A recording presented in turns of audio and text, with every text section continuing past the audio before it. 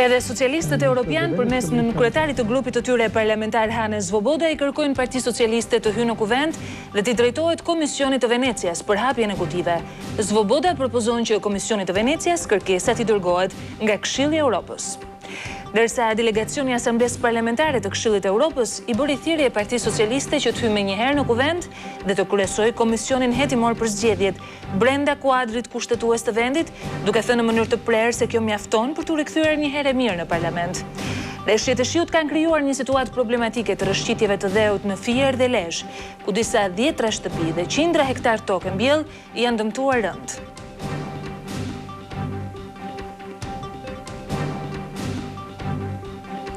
Shtetet e Bashkuara të Amerikës janë tronditur nga një histori skandali me protagonist një mjek pediatër që akuzohet se ka abuzuar seksualisht apo dënuar 471 fëmijë. Sipas avokatit, mjeku kishte probleme mendore. Ministri Xhaferi paditi sot penalisht një pjesëtar të stafit të ekipit të Gramozit që rrau arbitrin në ndeshjen me Vllaznin. Sipas tij, po përgatitet një ligj që ndëshkon njerëzit me pushtet që shpeshherë bëhen protagonist apo nxitës të dhunës në fushën e blertë.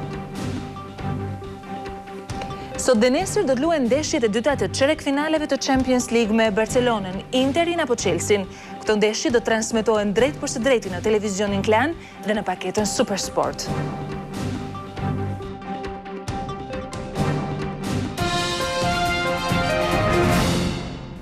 Mirëmbrëma të nderuar teleshikues, ju uroj mirëseardhje në edicionin qendror të lajmeve në televizionin kombëtar Klan. E ngjeshur kjo e martë 23 shkurtit me ngjarje politike, madje me një këndvështrim të ri të ndërkombëtarëve lidhur me situatën politike në Shqipëri.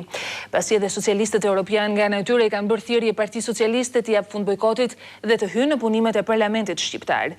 Kryetari i grupit të tyre në Parlamentin Evropian, zoti Hannes Swoboda, ka patur një takim me kryetarin socialist Edi në kryeqytet, të cilit i është shprehur se tashmë në lidhje me hapjen e kutive të votimit duhet të deklarohet Komisioni i Venecias. Për të mos pasur asnjë vonesë nga përgjigjet e Komisionit, kërkesa mund të dërgohet nga Këshilli i Europës. Vetëm në këtë mënyrë mund të marrë fund edhe ngërçi politik i krijuar nga bojkoti i punimeve të Kuvendit nga ana e Partisë Socialiste. Well, the advice and the resolution of the Council of Europe is a framework, is not the end of the game. It gives a framework how to involve also the international community via the Venice Commission in the solution of the problems. Atëre, Këshilla apo rezoluta e Këshillit të Evropës është një kuadër, nuk është ajo që është fundi i lojës. Pra ajo krijon një kuadër në mënyrë që të përfshihet fikimin dhe bashkësia ndërkombëtare për të gjetur një zgjidhje për këtë çështje. And it also involves the international community via the Venice Commission in the question of the opening of the boxes, which is not excluded, and after what we have seen is a good argument also for the Venice Commission to deal with it very seriously. E kjo natyrisht përfshin edhe Komisionin e Venecia për hapjen e kutive, pra që nuk përjashtohet, dhe kjo është një mënyrë që edhe Komisioni i Venecias të trajtojë këtë çështje në bazë të argumenteve që i jepen. I understand some hesitation on the socialist side out of two reasons. First, it should not take too long. We need quick decisions to come out of the crisis. Shikoj le të themi një hezitim nga pjesa e Partisë Socialiste për hir të dy arsyeve. Pikëpari nuk duhet të zgjatë shumë, pra duhet kërkojë një kohë të shkurtër për të trajtuar.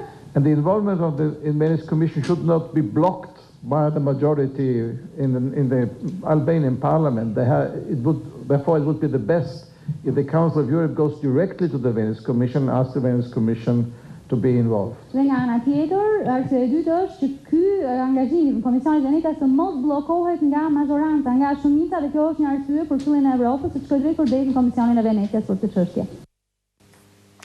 Po në këtë prononcim që ka patur në lidhje me konferencën e shtypit me gazetarët shqiptar në Selin Ros, zoti Swoboda i është përgjigdur edhe gazetares Elia Zotka. Ajo ka bërë lidhur me faktin nëse Partia Socialiste duhet pres vendimin e Komisionit të Venecias që të hyjë në punimet e Kuvendit të Shqipërisë apo duhet ta bëjë më parë këtë gjë. Përgjigjja e zotit Swoboda ka qenë e qartë. Partia Socialiste fillimisht duhet hyjë në parlament.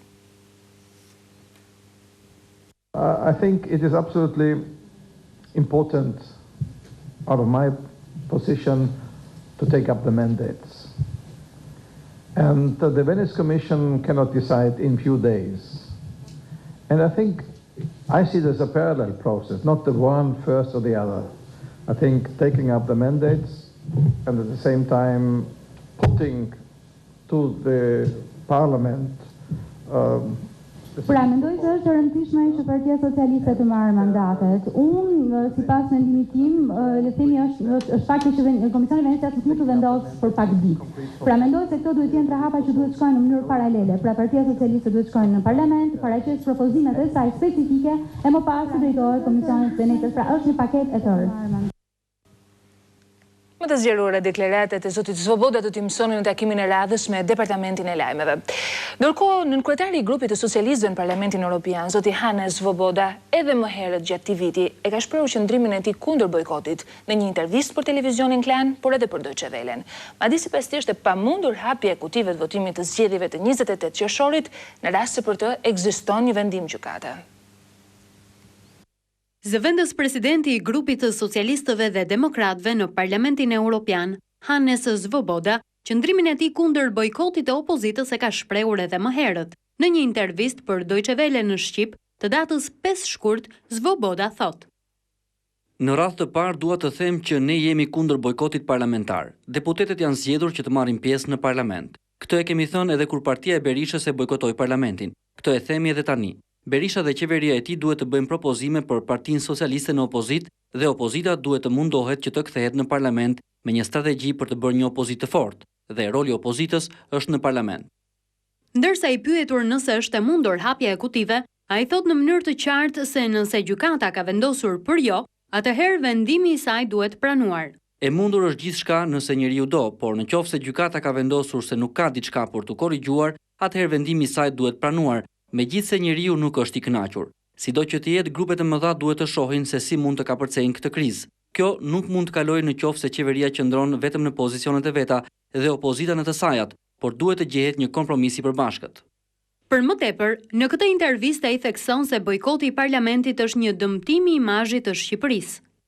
Çdo konflikt i brendshëm dhe sidomos bojkoti parlamentar është një dëmtim i imazhit të shtetit përpara Bashkimit Evropian. Kjo është më së e qartë, veçanërisht në një kohë kur diskutohet për çështje të mëdha, siç është liberalizimi i vizave për bisedimet për antarësimin në Bashkimin Evropian. Është mirë për një vend që për çështje të rëndësishme të gjejë konsensus. Ka shumë tema për konflikte, por për sa u përket çështjeve të rëndësishme, duhet konsensus i grupeve të mëdha parlamentare. Të njëjtin qëndrim, Hannes Swoboda e ka shprehur edhe gjatë takimeve që zhvilloi në Bruksel me deputetë socialistë të grupuar në lëvizjen për mendimin ndryshe, si dhe në një intervistë për televizionin Klan të marrë në janar të këtij viti. Of course, all the members of the parties who have been elected into the parliament have to go to the parliament and do their work there as opposition. You cannot be an opposition outside the parliament. That's not compatible with the democratic principles. Even if you have complained about cheating or misuse in the election, finally it's the lawyers and the courts who have to decide on the mistakes done, and of course the international organizations. Por sot delegacioni i lartë i Asamblesë Parlamentare të Këshillit të Europës i ka bërë thirrje Partisë Socialiste të hyjë në parlament, ja fund bojkotit, të kryesojë Komisionin hetimor për zgjedhjet parlamentare të 28 qershorit, duke u shprehur se kjo është një herë mirë brenda kushtetutës zgjedhja e mundshme, e cila detyron Partinë Socialiste të rikthehet në Kuvendin e Shqipërisë. Madje sipas burimeve brenda delegacionit, është lënë një afat prej 24 orësh, kryesisht për kreun socialist Edi, i cili ka qenë kundër disa propozimeve. Në të kundërtën, brenda pak ditësh, do të ketë një deklaratë më të prerë të këtij delegacioni të lartë lidhur me situatën politike në vend. Komiteti Presidencial i Asamblesë Parlamentare të Këshillit të Europës u shpreh qartë për zgjidhje kushtetuese të situatës politike në Shqipëri.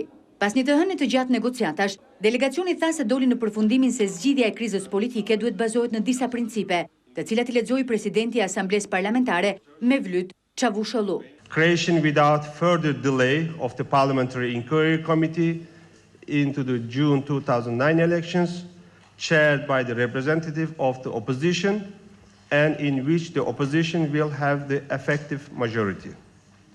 This inquiry committee will prepare amendments to the Electoral Code in line with the recommendations of the International Observation Missions and of Resolution 1709. The opposition will be granted a fair share of the chairmanships of the parliamentary committees. Regarding the Inquiry Committee's terms of reference, the Parliamentary Assembly of Council of Europe delegation notes that both parties agree that this must be dealt within the constitutional framework of the Republic of Albania. The delegation considers that this is sufficient to enable the opposition to permanently participate in the work of the Parliament. It urged them to do so without further delay. Por pika e nxehtë e debatit që mban ende peng marrëveshjen politike lidhet me hapjen ose jo të kutive të votimit, një çështje për të cilën vetë delegacioni i Këshillit të Europës e ka një zgjidhje, por prit që të jenë dy partitë e mëdha ato që të vendosin. Presidenti Mevlut Çavuşoğlu kujtoi gjykatën kushtetuese dhe Komisionin e Venecias si organizma që mund të bëjnë interpretimin kushtetues të saj. People vote for the party to be in the parliament, first of all. And the parties, the members of the parliament's places is in parliament and its committees. So that's why the election is there. That's why people are voting for the parties and for their representatives. And if there is any dispute, disagreement, whatever it is, it has to be dealt within the constitutional framework. And the country has a constitutional court, and it has the constitution. And also we have some advisory mechanism like Venice Commission. And if it is needed in the future, we will of course call on that. But at this stage, as I said, we are expecting some positive progress, and that's why we didn't mention that. Duke mos përjashtuar faktin se palët në negociata ishin në një linjë me principet e cituara në deklarat, delegacioni mëshoi disa herë apelit për futjen në kuvend të opozitës, pa vonesa të mëtejshme dhe në mënyrë përfundimtare. Vetëm pak minuta pas deklaratës zyrtare të delegacionit të lartë të Asamblesë Parlamentare të Këshillit të Europës, kryeministri i vendit Sali Berisha ka dalë në një komunikim për mediat duke shprehur gatishmërinë e shumicës për të respektuar menjëherë dhe pikë për pikë rekomandimet e Strasburgut, duke bërë edhe koncesionet e nevojshme ndaj opozitës, që nisin me ngritjen e Komisionit hetimor parlamentar për zgjedhjet e 28 qershorit, sapo deputetët socialistë të mandatuar në 28 qershor të zënë vendet në Kuvend. I bëj thirrje kryetarit Partisë Socialiste, i cili pati rastin gjatë këtyre ditëve të shoh vullnetin tim të qartë, të palkundur për kompromise, për koncesionet e nevojshme, në mënyrë që opozita të zërë vendet në parlament. I bëj thirrje që ta mbështes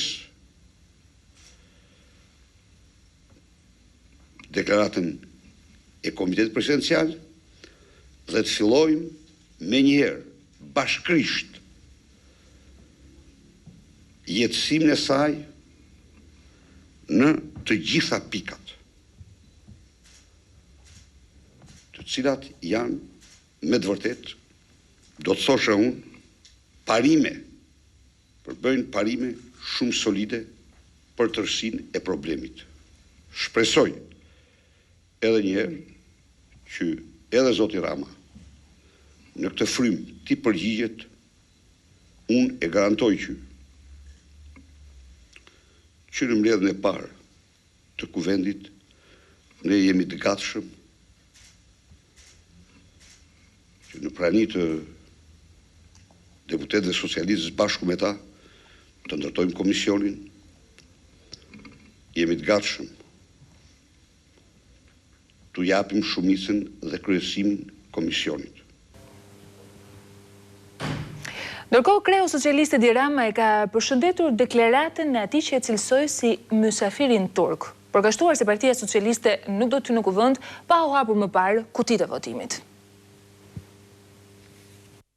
Apeli të delegacionit të Asamblesë Parlamentare të Këshillit të Europës që i kërkoi opozitës të zërë vendin e saj në Kuvend, krye socialiste Rama i është përgjigjur negativisht. Edi Rama ka artikuluar qartë se vetëm hapja e kutive mund të thyejë bojkotin parlamentar të socialistëve.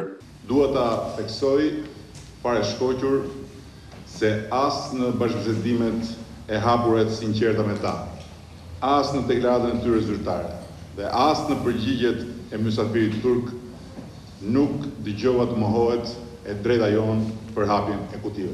Pa hapjen e kutive nuk ka zgjidhje të krizës dhe as rifillim të jetës normale parlamentare.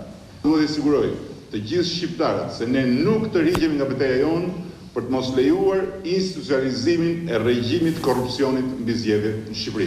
Rama ka deklaruar se mazhoranca nuk mund të kushtozojë objektin e hetimit për Komisionin Parlamentar, për të cilin të djathët kanë pranuar të drejtohet nga opozita, e cila mund të ketë dhe shumicë në të. Propozim ky mbështetur edhe nga delegacioni i Këshillit të Europës. Ofertës qeverisë për të krijuar një komision që ndalohet fuqaset kutive, duke mbuluar krimin elektoral që fshihet në kuti dhe amnistuar në këtë mënyrë autorët e tij në të gjitha nivelet e administrimit të zgjedhjeve, përmes një gjoja hetimi, ne i përgjigjemi se nuk mund të ketë hetim zgjedhjeve pa kutim.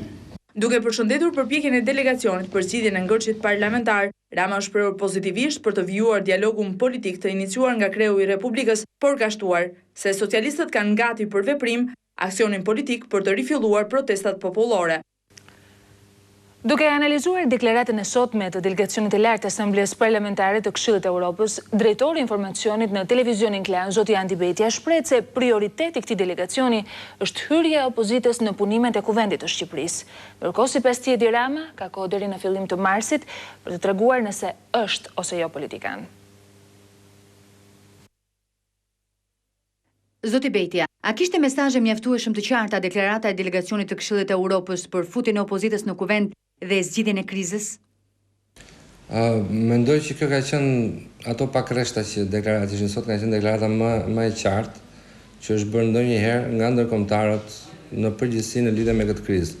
Madje mund të referohem në krizave të tjera, kjo është deklarata më e qartë, ku thuhet që ngritja e komisionit kjo dhe kjo janë të mjaftueshme për ta futur opozitën një herë mirë në parlament. Duket fare qartë që prioriteti i Komitetit Ndërkombëtar A-ja është futja e opozitës në parlament. Kush do ta lexojë deklaratën nga D-ja, nga C-ja dhe nga F-ja, mund ta fillojë ta lexojë nga fundi, po A-ja që ka qenë, si thua, ka qenë leitmotivi i gjithë deklaratave, i gjithë rezolutave, është së pari futja e opozitës në parlament. Me i fjalë thënë në mënyrë figurative, nëse zoti Rama pretendon të bjerë lotaria, duhet ta blejë një herë biletën dhe pastaj pretendon për lotarinë dhe bileta është futja në parlament. Kjo është A-ja dhe kush nuk do ta lexojë këtë nuk do dhe nuk e ç'bën. Tjetra është që po ta shikosh me kujdes dhe propozimi i djeshëm që u bën në presidencë, që kishte të bënte me faktin që u dha një, si thua, një lloj shtegu që hapja ose mos hapja kutive të kalojë në gjykatë kushtetuese, pastaj gjykata kushtetuese Komisionit Venecias, është prapë një zgjidhje që është brenda kornizës kushtetuese. Dhe po ta shikosh, po ta analizosh këtë zgjidhje, duke pasur parasysh që përgjigjja e Komisionit Venecias mund të jetë dhe pak e gjatë, prapë tregohet qartë që prioriteti është hyrja e opozitës në parlament. Tu fillon A-ja, këtu duhet bler bileta dhe këtu fillon dhe gjithë politika. Dhe nëse zoti Rama nuk e bën këtë, mendoj që do t'rregoj që është thjesht një lider, por nuk është bërë akoma politikan. Zoti Betja, sa afër dhe sa larg zgjidhjes jemi, duke patur parasysh se ka një deklaratë të Këshillit të Europës e mbështetur nga kryeministri Berisha, i cili ftoi opozitën që kjo të realizohet duke filluar që nga dita e nesërme, por nga ana tjetër kemi opozitën, kreun e saj Edi Rama, që përsëriti kushtin kryesor atë të hapjes kutive të votimit.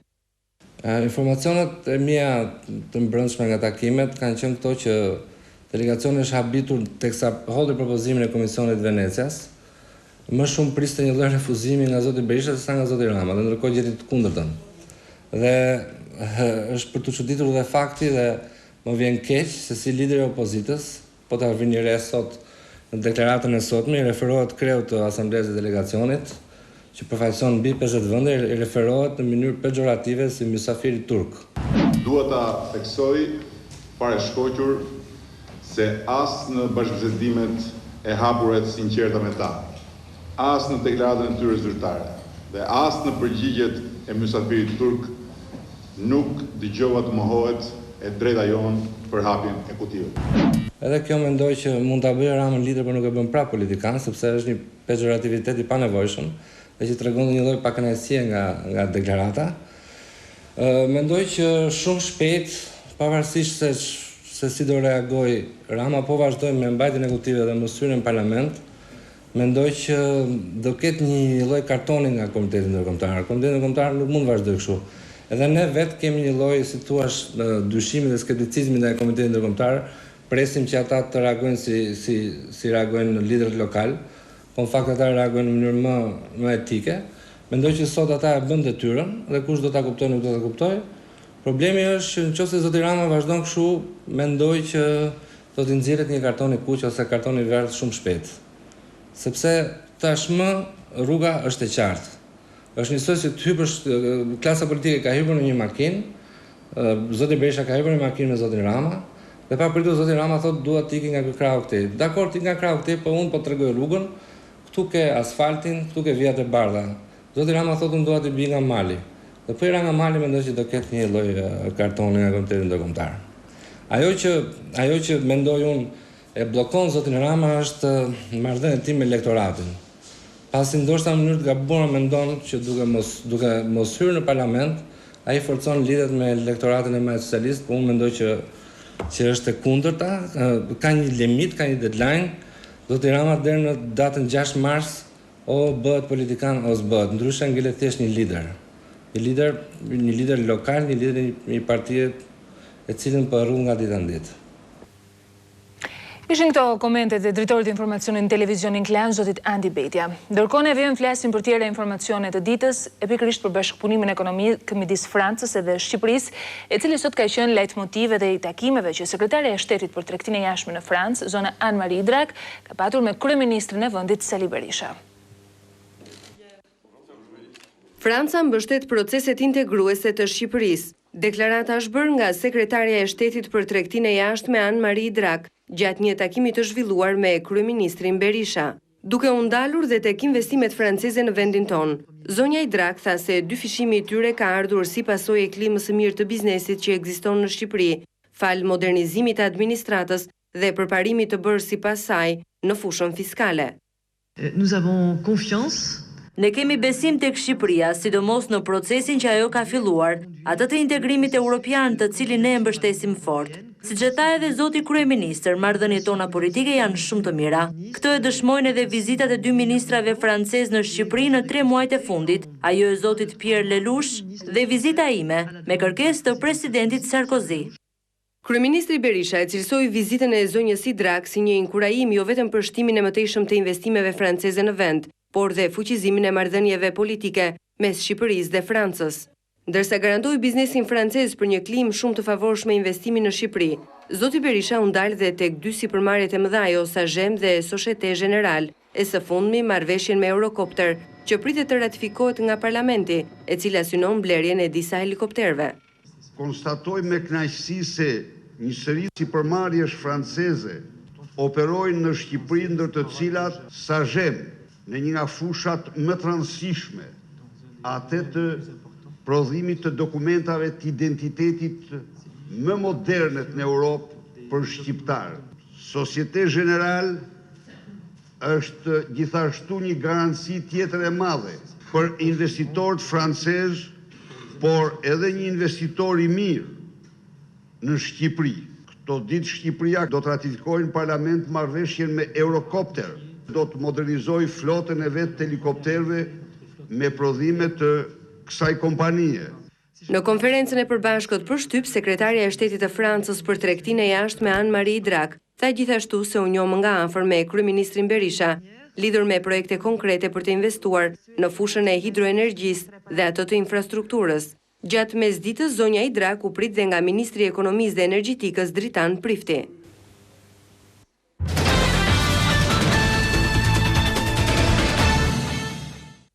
Sekretarja e shtetit e Francës për çështjet e tregtisë së jashtme, zonja Anne-Marie Drak, sot ka vizituar edhe qendrën e prodhimit të pasaportave biometrike, shoqëruar nga ministri i Brendshëm Lulzim Pasha.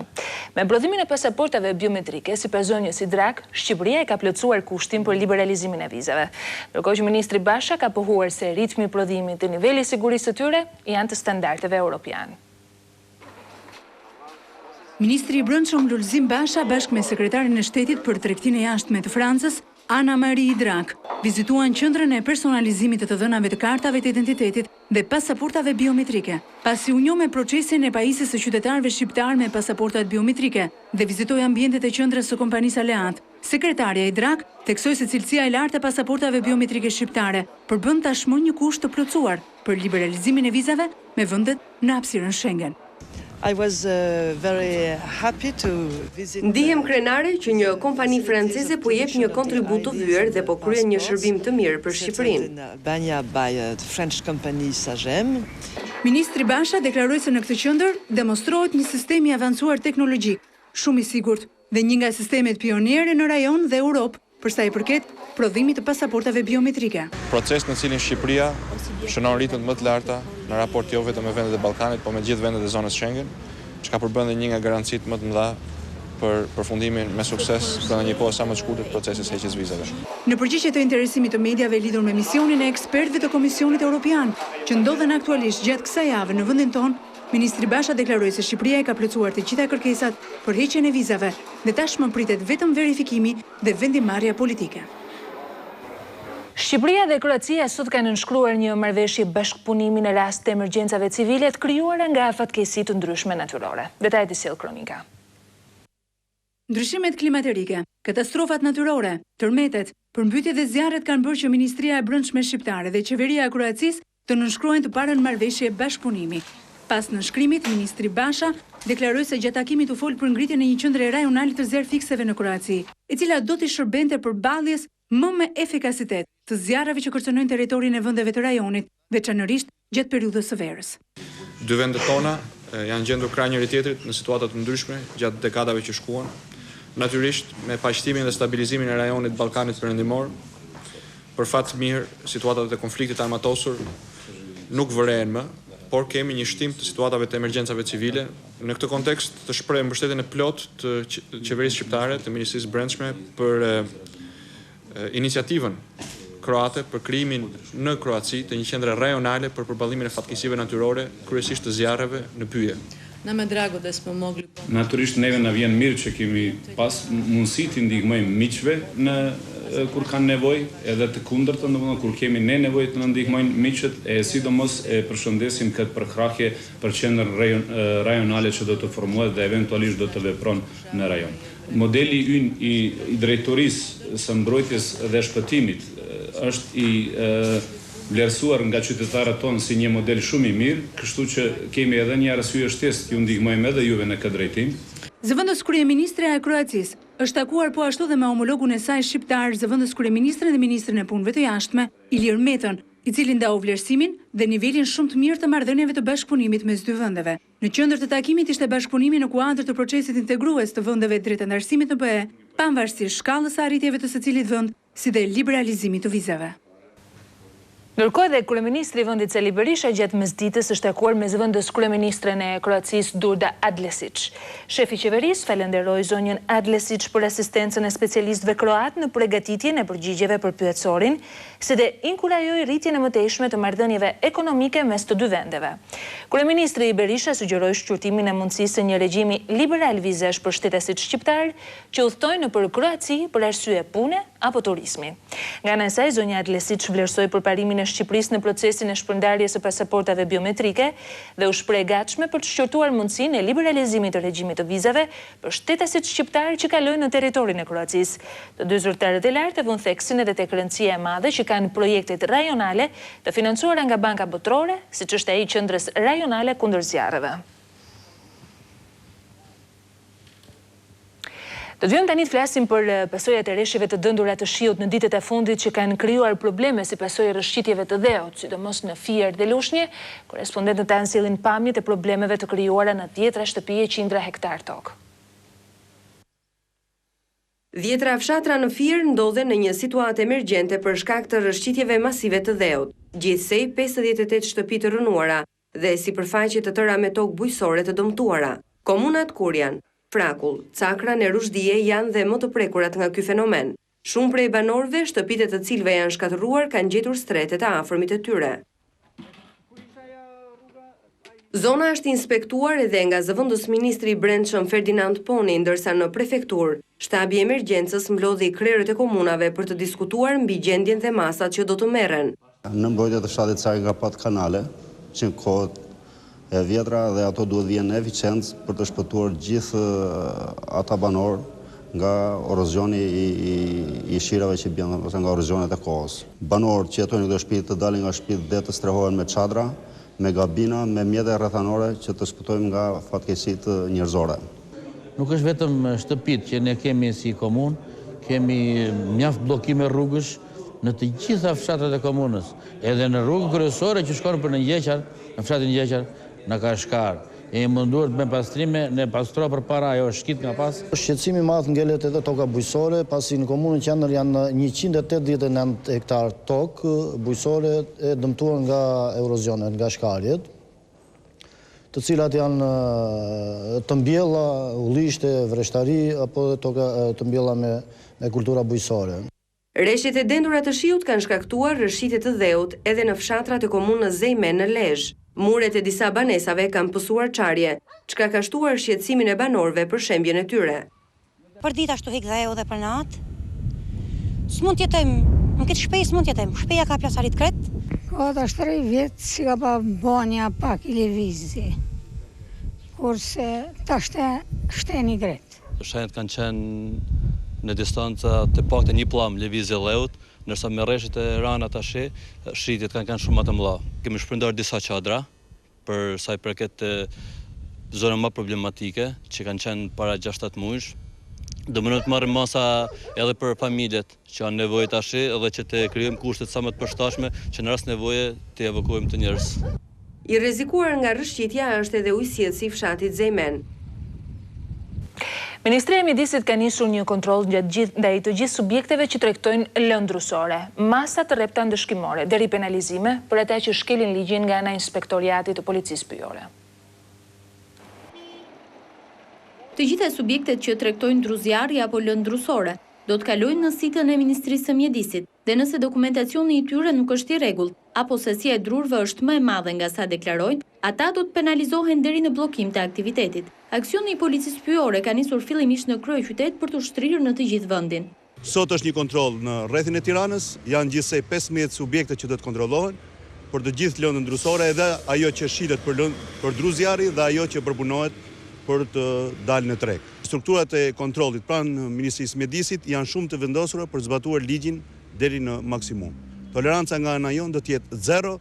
Ky aksion do të vazhdojë jo vetëm tek këto subjekte, por duke u nisë nga gjendja problematike e cila është aktualisht në Pyje, ky aksion do të shtrihet në të gjithë akset rrugore të Shqipërisë, ku dhe problemet janë më të mëdha.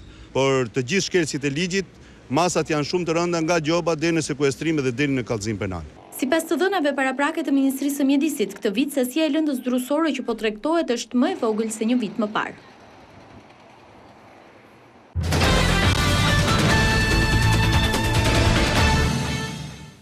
Të zhvendosemi në Shtetet e Bashkuara të Amerikës, cilat janë tronditur nga një histori skandali me protagonist një mjek pediatër i cili akuzohet se ka abuzuar seksualisht dhe ka dhënuar rreth 471 fëmijë. Avokati mbrojtës i 56 vjeçarit pretendon se klienti i tij është i sëmurë mendor. Një ngjarje e rëndë ka tronditur opinionin publik në Shtetet e Bashkuara. Earl Bradley, një mjek pediatër në Delaware, është vënë në pranga e do përballet me akuza që variojnë nga ngacmimi seksual e deri tek përdhunimi të miturve. Në total, ai dyshohet të jetë autori 471 rasteve të abuzimit seksual. Të gjitha viktimat kanë qenë pacientë të tij. Dr. Earl Bradley for rape and sexual assault of more than 100 victims. There were children being molested, probably on a daily basis in that office. Bradley, 56 vjeç, akuzohet se ka abuzuar me 103 vajza të mitura përgjatë një periudhe kohore 10 vjeçare, kohë në të cilën ushtronte profesionin e mjekut pediatër në qytetin e Sussexit. Ai ka pasur licenca për të ushtruar aktivitete edhe në Pennsylvania, New Jersey dhe Florida, e përpasoi policia po jeton edhe në këto shtete. Avokati i Bradley tha se mbrojtja do fokusohet tek paqëndrueshmëria mendore e të akuzuarit, por nuk dihet se sa do funksionojë kjo pasi siç shkruan CNN, akuza zotëron prova filmike kundër mjekut, çka nuk lën hapësira për të kundërvënë. Vendimi i gjykatës pritet të merret në një afat kohor, 4 deri në 6 javë. Dhe ne kemi mbritur në fund të këtij edicioni lajmesh, duke ju kujtuar adresën tonë zyrtare në internet tvklan.al, ku na gjeni 24 orë live online në programacionet e televizionit tonë. Shikim të këndshëm të atyre që vinë ndihmë. Bashkëmirëpafshim.